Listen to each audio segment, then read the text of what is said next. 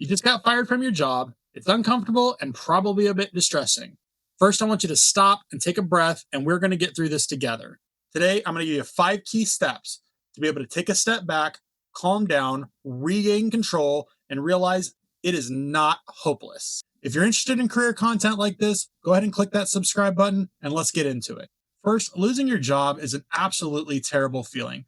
A lot of us are really connected with our job or our career, and it becomes part of our personality. Not only that, obviously, it's your financial stability. You can't pay bills, you can't take care of your family. There's so much you can't do when you don't have a steady income coming in. So whether you call it getting fired, getting terminated, getting let go, whatever the case may be, it is an awful feeling to say the least. To speak from a little bit of experience, one of my very first roles, it was my absolute dream job that I had gotten into.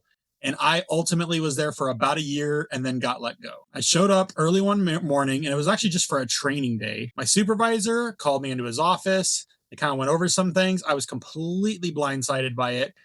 And they basically said, hey, you work here at the pleasure of the boss and they don't want you here anymore. We got to let you go.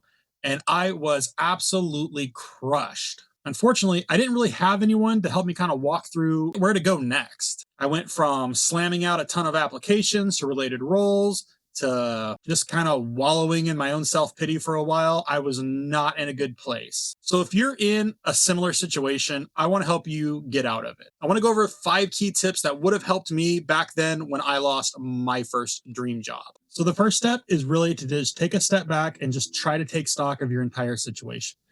This could start by going over your finances, seeing what you can cut. Maybe if you're able, have a conversation with your old boss or supervisor. It's actually something that I did. When I went to go turn in all my equipment, my supervisor sat me down and basically said, we didn't really want to let you go, but the boss basically there's something about the way you work that he doesn't really like, and he didn't want you around anymore. I was able to have a deeper conversation with him and really understand what happened.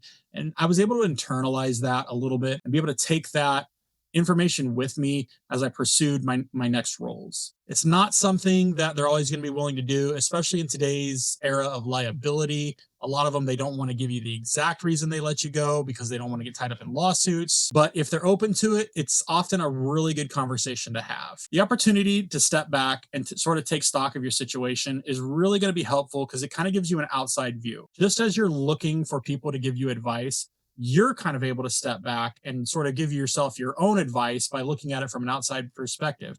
Internally, your mind's racing, you're freaking out. How am I going to pay my bills? How am I going to feed my kids? By taking just this short time to sort of step back and look at everything, it's going to put you in a much clearer headspace going forward. So number 2 is one I think that is maybe the most important out of this entire list, but that is treating your mental health. When we lose our jobs, as I've said, we lose a lot. We lose a bit of our personality.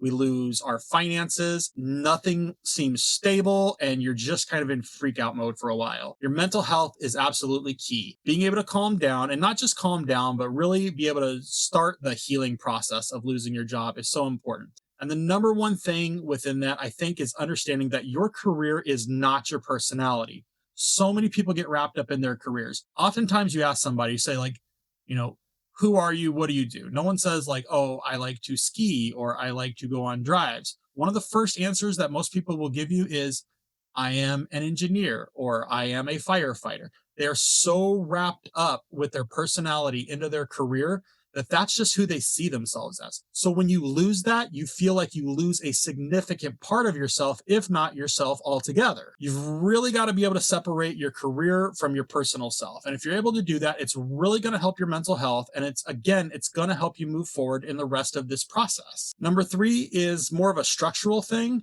but get out there and apply for unemployment. A lot of states are different on how they handle unemployment. And the reason that you got terminated is probably going to play into it. Some states are much looser with their unemployment requirements. Some of them are a lot more strict, but you should still get in there and apply for unemployment anyway. Unemployment is something that is paid by your employer, and it's an insurance policy for you for just this situation. If you lose your job, there's a little bit of finances that can come your way to help you out kind of in the meantime while you're looking for another job. It's not often going to be much. It's not going to be your full salary. Sometimes it's as low as like 30% of what you make. But something is better than nothing, and you should get out there and apply for unemployment.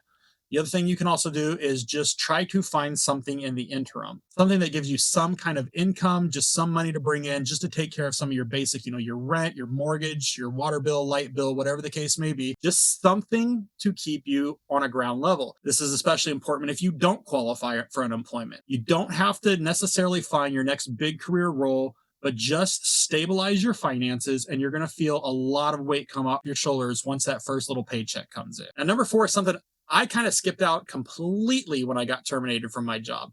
And that is consider certifications that are going to boost your resume a little bit. Today, there are so many free or low cost options to get training or certifications that you can add to your resume that are going to help you in your next career, or maybe even help you pivot into a new career altogether. Maybe something you've wanted to do for a while, but you just haven't had the time to do it. Right now might be that opportunity. There are programs like Coursera, edX, LinkedIn has some training courses. There's all sorts of stuff out on the internet that, like I said, is either free or low cost that you can get into to really boost up that resume and find your next career. I don't get a cut or portion of anybody that signs up. I don't have any like sign up 20% off codes for any of these programs, but they are programs that I've personally used, not even unemployed, but just to boost who I am to try to move up in my current career. But they would also hold a lot of value for someone who's currently unemployed and looking for their next career role. And finally, the last piece of advice here is make finding a job your full-time job.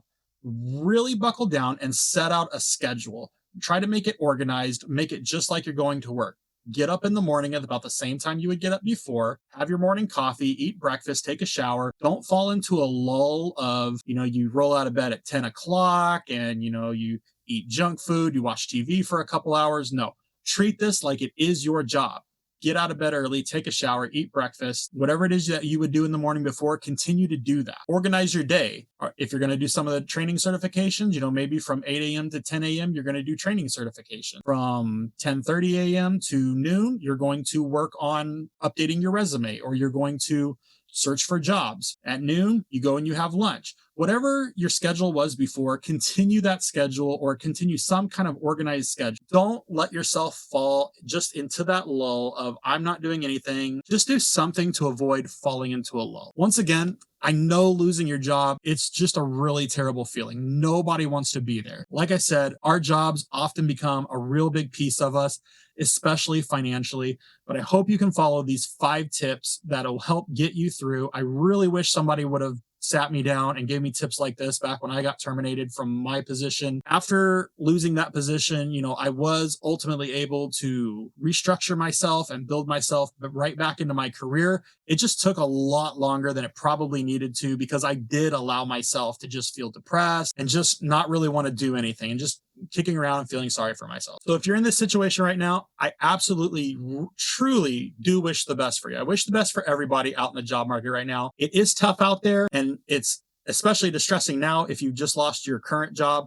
But I really do wish you the best. And I am confident that if you follow these 5 steps, you're going to be able to calm yourself down, reorganize yourself, and you will get back into the job market. Once again, if you enjoy job seeking and career finding content, click that subscribe button, and I will see you in the next one.